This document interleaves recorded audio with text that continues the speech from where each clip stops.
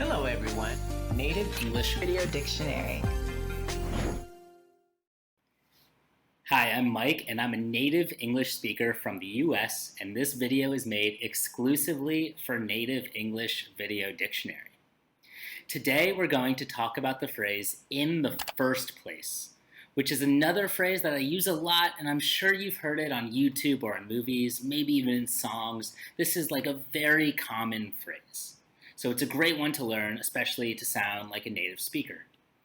In the first place can be used in two different ways, both of which are basically adverbs. So one, we can use it at the end of a sentence to share what we should have done but didn't do in a situation.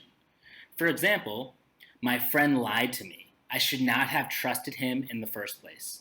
So that means that I did trust him, but I should not have.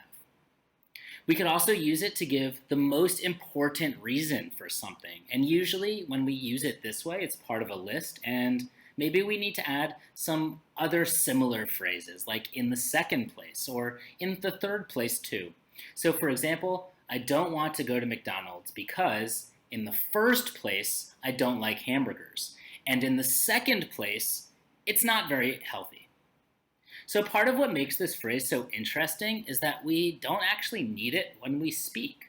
But even though we don't need it, we use it all the time. So it's a great phrase to learn because it just helps you sound more native and more natural. And that's what we're all kind of going for.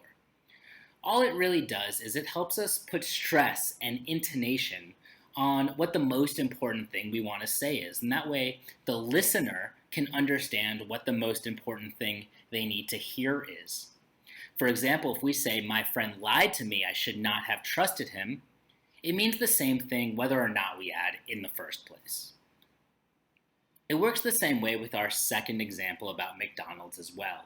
If we say, I don't want to go to McDonald's because I don't like hamburgers and it's unhealthy, it means the same thing as if we listed each reason with in the first place, in the second place. So even though you don't need this phrase, it's a really great way to make your English speaking sound just natural. If you want to use a synonym for in the first place, just think about any sort of ordinal expression. Ordinals are words we use to list things like first, second, third. So any kind of expression that kind of helps us list things is a good synonym. So you could just make it simple and say, first, I don't like hamburgers, and second, I don't like McDonald's because it's unhealthy. So again, it's just kind of listing. Same with primary and secondary.